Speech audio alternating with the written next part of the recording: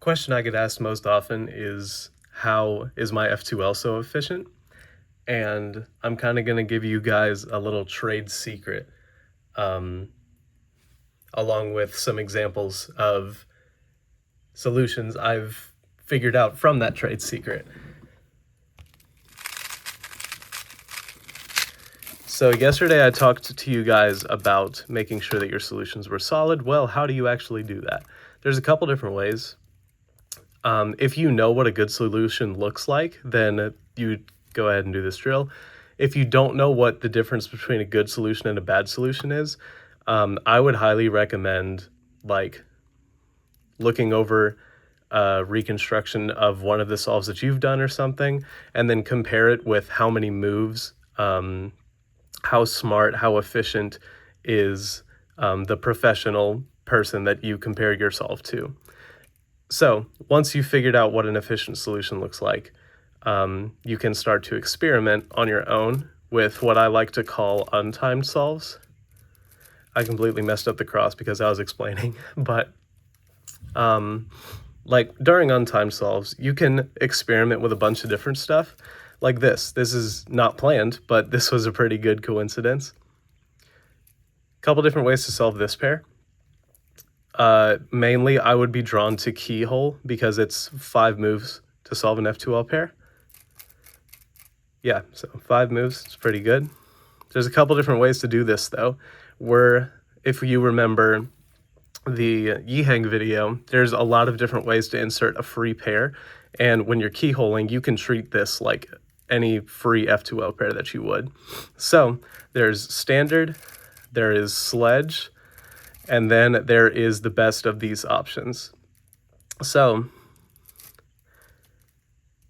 this is going to determine what our next moves are going to be. Because if you recall how this algorithm works, you have to get this corner out of the way and do a U2. And now this is a 3-mover. So what if we combine these two steps? What if we inserted this edge at the same time as breaking apart this pair? So I would solve it with my first 2 pairs in the back because that's more efficient and because it shows you better how this works. So from here, I'm going to do a D. It can also be a D prime. It doesn't matter right now because you're inserting a edge instead of a corner. And it's our first F2L pair. So we're going to do a U2. And then from here, we can insert this edge into the slot it belongs into with R prime U2R, which also breaks up that pair. And then from here, you can also experiment with, other solutions that you might want to do. I don't know. Just experimenting with untimed solves is very, very helpful for you, especially if you have a decent understanding of how F2L works. So going through a scramble several times and just experimenting on it is going to be one of the best ways for you to be able to pick up on more advanced F2L techniques. Untimed solves, I would say, are the equivalent of intuitive F2L when it comes to advanced training. So when you're first learning F2L, you're doing it intuitively, you're figuring it out yourself, but then it's time to learn the algorithms. This is basically the same thing, except you're coming up with the algorithms yourself. And let me show you kind of an example of something that I found during untimed solves. This is like a known solution. Not a lot of people use it, but I did find this on my own, a couple of years ago when I first started doing untimed solves. Most of the time, what you would do with this is separate it and then solve it like that. I've found that if you ignore edge orientation, that this is the best algorithm purely for F2L.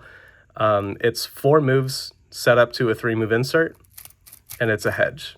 So if you have homogeneous in the front and it looks like this, put it on the left side, hedge, you insert.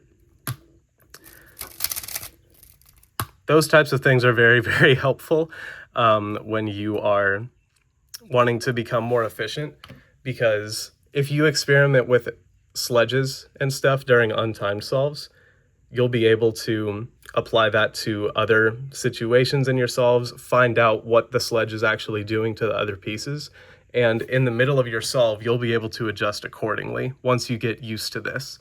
So use untimed solves to your advantage, and I hope you enjoyed that one F2L pair that I showed you. Peace. See you tomorrow.